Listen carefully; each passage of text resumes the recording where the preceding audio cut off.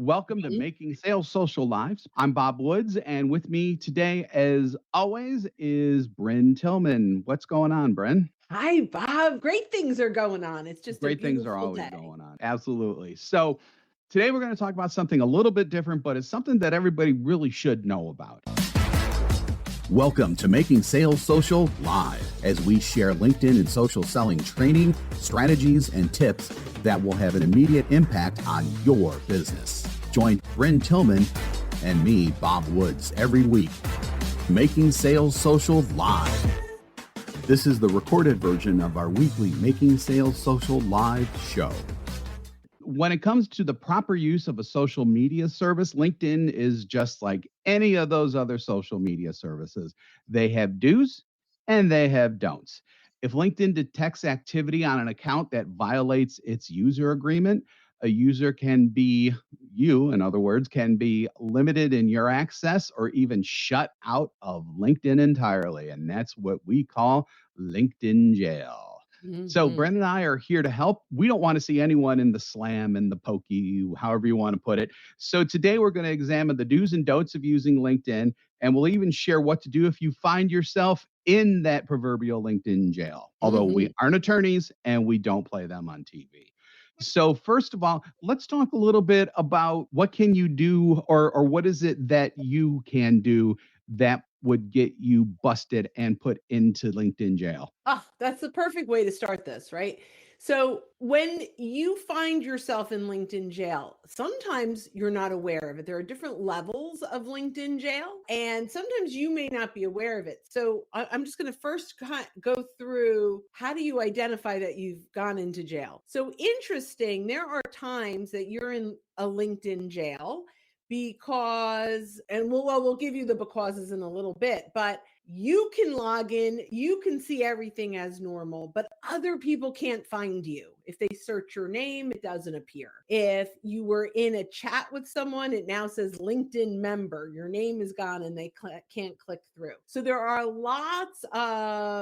many times where people don't even realize that they've been put in LinkedIn jail. So that's number one. Number two, you can't log in. So there is a message that comes up that says you have to either prove with your ID or submit an appeal to being locked down. Now, the interesting thing is LinkedIn will never tell you why you were locked out, why they put you in jail.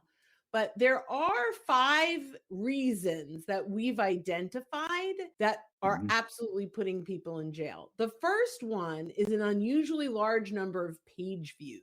The reason I think they do this, so that means that you're looking at, hundreds of profiles very Yeah, so quickly. it's actually profile views and not page views. It's specifically Well, profile views sorry, you're right. that this affects. You can look at anything you want, and that won't affect you. But You're right. when you start popping too many profiles, that's when you kind of cross over. To talk about why that's a thing. Why do they care that you're looking at so many profiles? That's a thing because, at least in my opinion, that indicates to their algorithm that you're about ready to do something that they don't think is cool. And more often than not, they're thinking that it's because you're about ready to reach out to a bunch of people who you don't know. And that's bad, obviously, because ideally you should be connecting with people that you know, just like LinkedIn says. Yeah, and another reason I think is because they think it's automation. Automation's the other, yeah, automation Yep. is huge, huge, bad, bad, bad. Yeah. So, and LinkedIn, to Bob's point, really does want us only connecting with people that we know, which kind of is hypocritical to the networking concept around LinkedIn.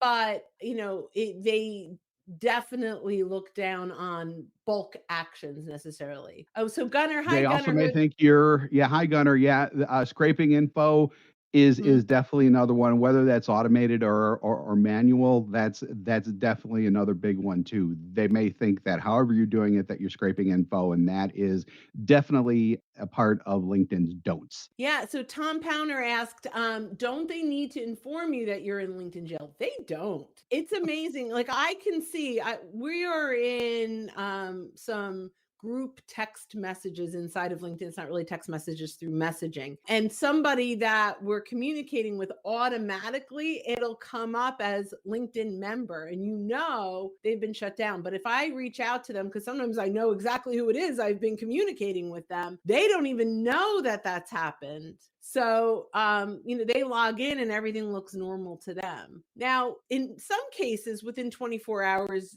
your account will just be restored. In other cases, they're going to ask you for your ID to prove that it's you, and you have to agree to never do the bad behavior again, even though they didn't tell you what the bad behavior was, which is pretty frustrating. So Jan says, be careful about the third parties you use that might be scraping.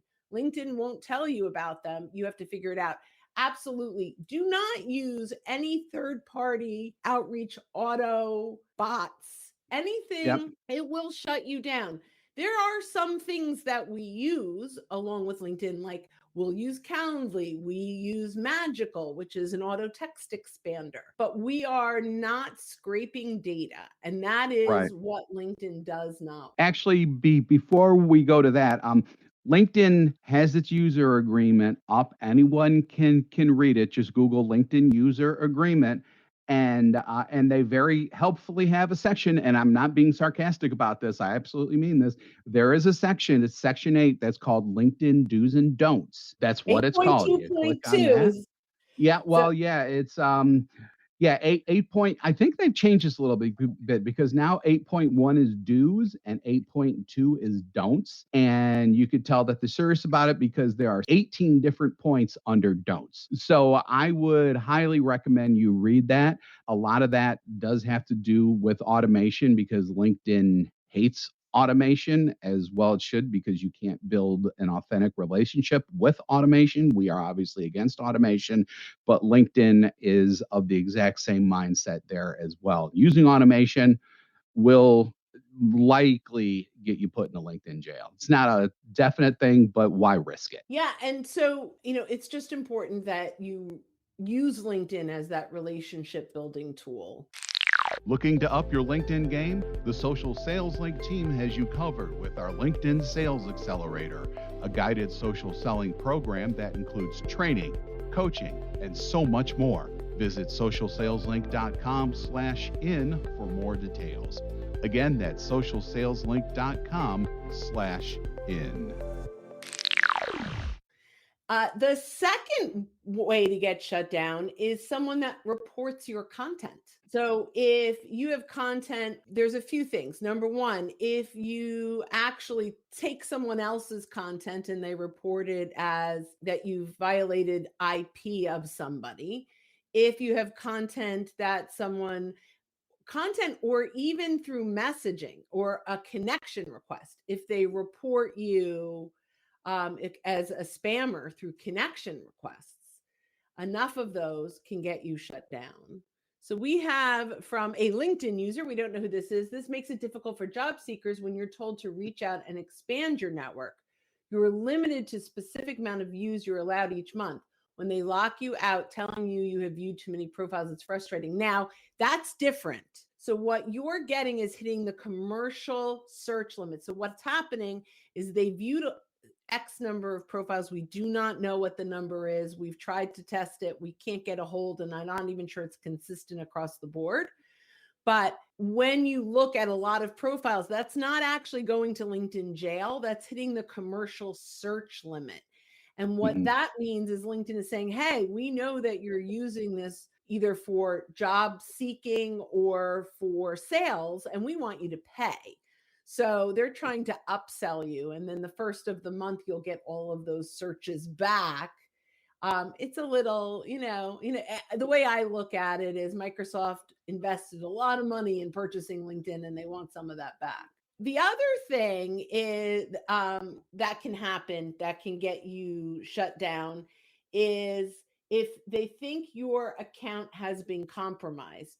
So I was shut down maybe 2 months ago, and it was I had to go through hoops to prove that I was me because they thought I had been compromised. Now, the interesting thing is I think someone tried to log into me, and they may have even compromised my passwords because I had to change them everywhere. But I have two-step verification. So I got a text. They never got into my account, but because I don't know how many times they tried, LinkedIn actually shut my account down. So I had to send my photo ID and wait 24 hours to get turned back on. And I was a little nauseous because it's what I do for a living, but I think I'd rather that happen than actually be compromised. So we actually said 4 things and I put 2 together. So wait, let's just review again. The first way you could get shut down, automation. Automation, yeah. Second way is if someone reports your content. Mm-hmm. The third way is if someone reports you in your connection request as a spammer. The next way is if your account has been compromised.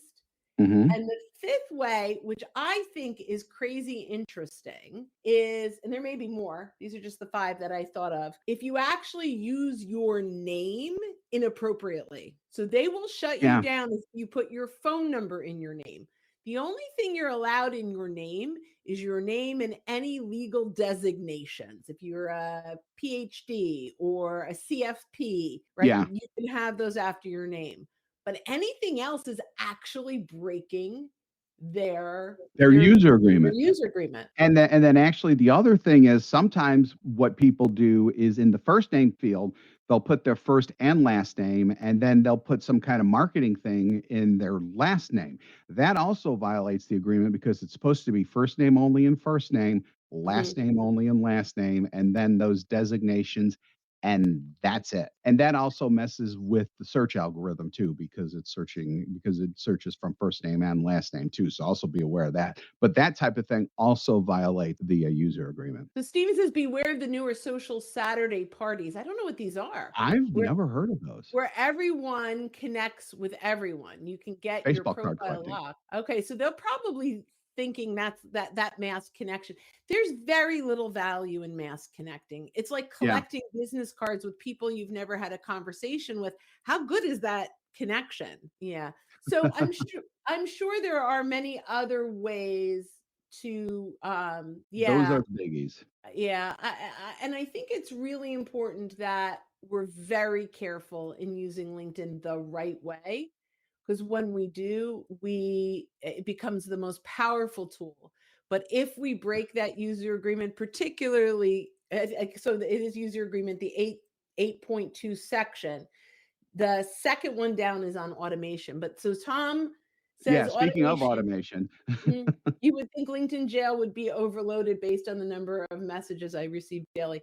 They're not catching them all. The ones they're catching are often Chrome extensions. And, the automated companies are constantly changing the pace and the rate of views and connections. But it's really deceiving because especially when they try to really hyper personalize it, and they're trying to fool you to think that it's really them reaching out. And for me, it's such an icky way to start a relationship. It's insincere. So if you start out as a bot, you're a bot. I mean, that's just the way people are going to view you. I mean, and it's not bot, quote unquote. It's just it's automation, but still, if you start out as this inhuman kind of, welcome to my network, blah, blah, blah, that's how you're going to be viewed as by that person who is receiving your, the person who's using automations, that communication. So, Bryn, let's talk about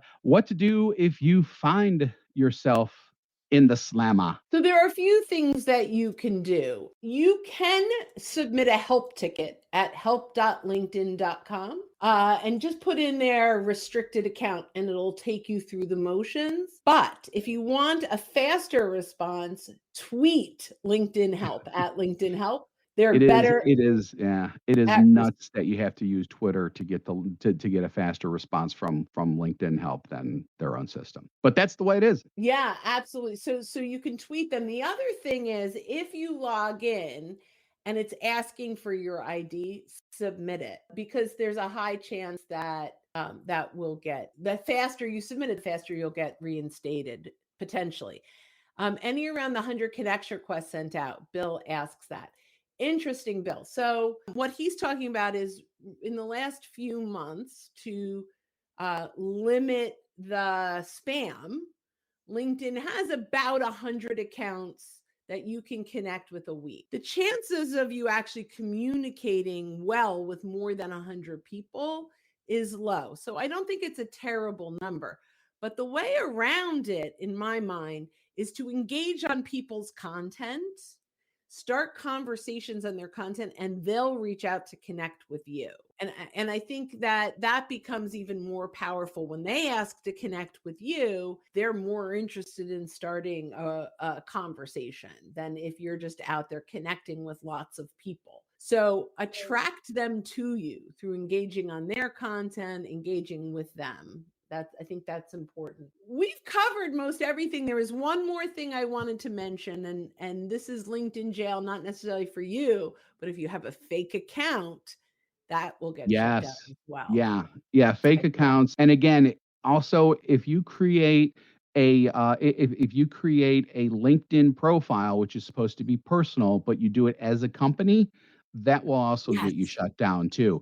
If you have a company, make that as a page and not as a profile. I still see that out there, and that's just not good to do at all. If you have created it as a company page and you've got lots and lots of followers, and that's your primary, you can actually make that your account as a person, so you don't lose all those connections, and then merge the two together so that all of your connections come together. I've done that with a couple of people because they're like, I have all these connections now on this company profile that's supposed to be a person. So you don't have to lose it all, but it is breaking their user agreement. That's what profiles are people, companies are pages. There you go. All That's right, another t-shirt. let's and wrap on that this note, baby up. let's good. We've gone a little longer than usual. So thanks again for joining us on Making Sales Social Live. If you're with us on LinkedIn right now live, we do this every week, so keep an eye out for our sessions. If you're listening to this recorded on our podcast and you're not subscribing already, give us a subscribe. We'd appreciate it. We actually do 2 shows weekly. We do this one live, and then we have a Making Sales Social interview series where we talk with leaders and experts in sales, marketing, business, and many, many more areas. If you want more info, socialsaleslink.com/podcast is where you want to go. And always remember and never forget, when you're out and about, make sure that you're making your sales social. Hey, we're getting that down pretty good. Thanks, everyone. We appreciate it. Have a great day. Bye-bye. Don't miss an episode. Visit socialsaleslink.com/podcast. Leave a review down below. Tell us what you think, what you learned, and what you want to hear from us next. Register for free resources at linkedinlibrary.com. You can also listen to us on Apple Podcasts, Spotify, Stitcher, and Google Play. Visit our website, socialsaleslink.com, for more information.